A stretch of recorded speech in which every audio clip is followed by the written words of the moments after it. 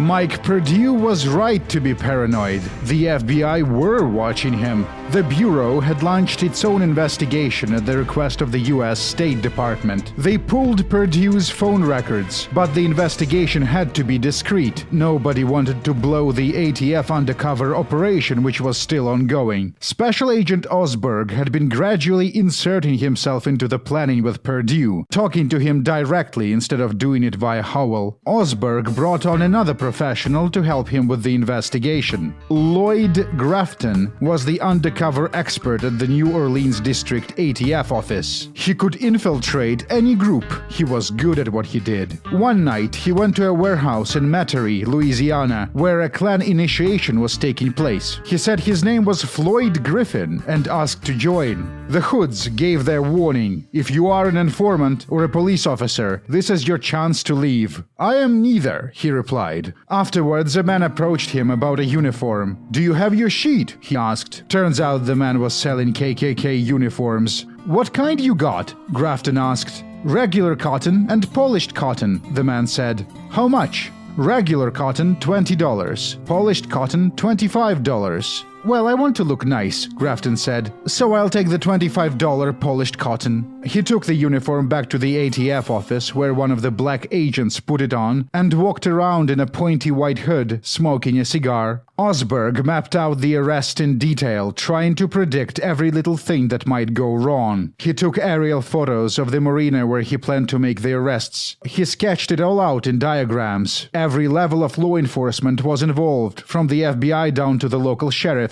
An impressive level of interagency cooperation. Osberg took the operation very seriously. He was, after all, dealing with a formidable load of military-grade firearms and a band of men intent on invading a foreign country. The FBI New Orleans SWAT team started rehearsing the arrest.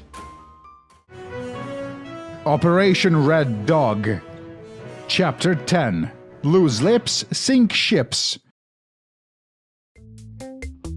When the mobster Charles Yanover returned from Dominica, the Mercs formulated a new plan, which was pretty much identical to the old plan. They need to liberate Patrick John and Captain Reed. To do that, they need to take over the police headquarters, which is something that needs to be done anyway because this is the Clausewitzian center of gravity of Dominica. The police HQ is where they keep all the guns. After the building was secured, the Mercs intended to arm a few willing locals loyal to Patrick John. Afterwards, they would attack the government house, arrest the old lady prime minister, and set it up as a command center. Captain Reed's men will assist in securing the rest of the capital. Yanover was not exactly impressed with Mike Perdue or his team. He was even less impressed when he found out that the mercenaries had told everything to a Toronto journalist. Wait, what the fuck? Gordon Civil was his name. The radio station he worked for had a documentary show that features 30-minute interview segments with interesting or important people. And in 1979, Civil convinced a Canadian Klansman McQuirter to go on the air and talk about the KKK attempts to set up a chapter in Toronto. McQuirter likely thought of this as a mutually beneficial relationship. As the founding father of Canada's Ku Klux Klan, McQuirter wanted to attract followers, and to do that he needed publicity. It's about getting your message out there, and it's about optics. 3 months later, just before Christmas, Civil got a call at the newsroom. It was McQuirter. They met at a bar, had a few drinks. Want a good story? Asked the Klansman. He didn't have all the details, but basically a bunch of his guys were going to take over an island in the Caribbean. Sometime later, Civil met Mike Perdue in person. The Mercs asked the reporter to go to Dominica with them. Yanover was displeased to learn that Civil knew everything. Upon finding out there was a reporter in the hotel room, he collected the payment for his recon mission to Dominica and walked out of the hotel convinced that Perdue was possibly the worst mercenary he had ever met. But it didn't matter. No matter what happens in the Caribbean, he had already scammed $10,000 and a sunny holiday out of Perdue. He was done with these morons. And as it turns out, Yanover's instincts were correct. Civil eventually told everything to his friend in Ontario Provincial Police. At this point, the coup was infiltrated by the FBI, the ATF, the OPP, and by a Canadian radio station. April 26, 1981, Baton Rouge, Louisiana. Almost 2 years had passed since Perdue met Draghi in Toronto. They had spent a lot of time together since then and had become good friends. Draghi had real political ambitions. Dominica was going to make him more important than even David Duke. He could pump some of his wealth into the far right and help it transform into a real political force in North America. Perdue and Draghi arrived at the New Orleans Yacht Club and found the Manana tied to the wharf. Agents Osberg and Grafton were waiting with Captain Howell. They all went below into the cabin and sat around the galley table. Perdue opened his briefcase and let down a stack of $100 bills, still bound in bank wrappers. Wolfgang wasn't impressed with the boat. He looked around the decks of the Manana and thought there is no way the ship can be ready to sail tomorrow. But the agents were quick to reassure him. "We can get all this done within a matter of a day, no problem there. We've already got everything, we've got supplies, everything is ready." The men discussed the details of the plan, and they talked about the future. Perdue boasted he was going to pocket $3 to $5 million in 5 years. Draghi described his plans to open a cocaine processing lab in Dominica. He promised to hire the Manana to smuggle the coke to the United States. Idealism is good.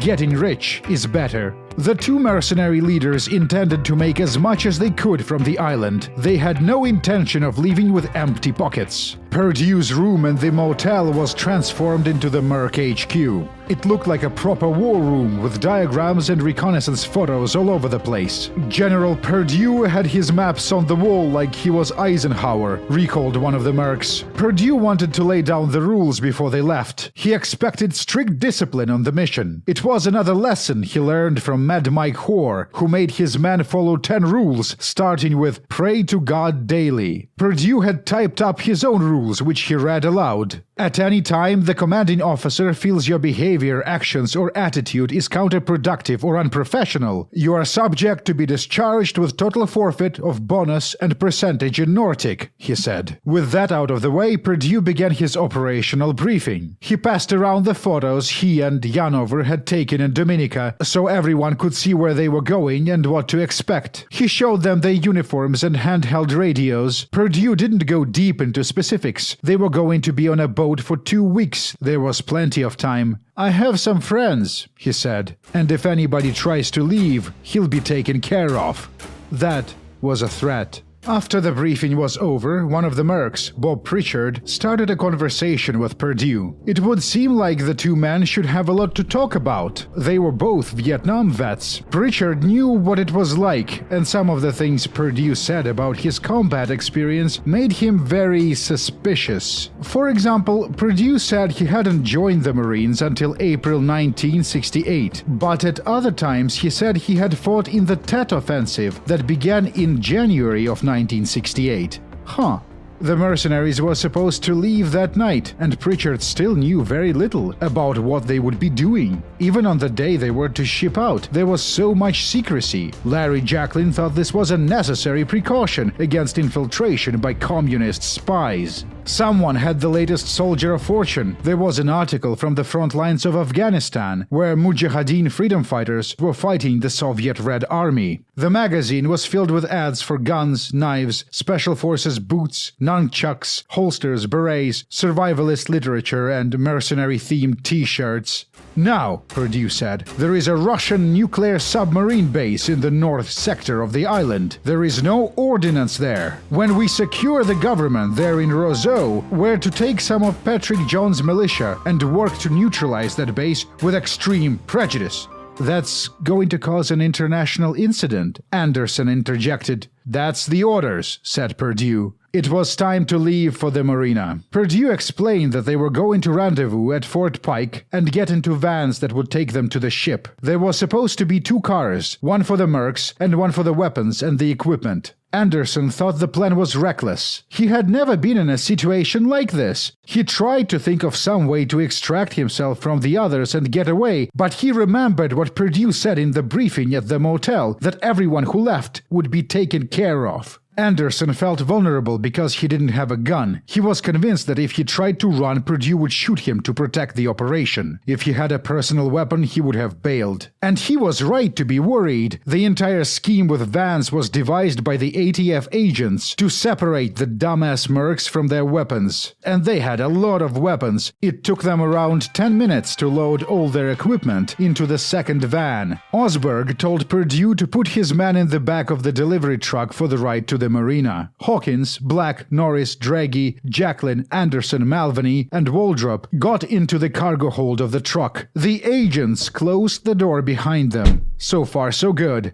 8 of the 10 suspects were now confined. Whether they were unarmed was another matter. The ATF agents didn't know if the men were carrying handguns or not. It was getting dark. Agent Osberg was driving. Altogether, there were 8 ATF agents, 10 FBI agents, 8 people from the state police, 7 customs agents, and 1 member of the Slidell Police Department. A Coast Guard vessel was docked nearby, just in case. Osberg backed the truck towards the bay where the Manana was supposed to be waiting to take them to Dominica. He exited the vehicle. Mike Perdue followed. This was when Osberg said the A word. Perdue was under arrest.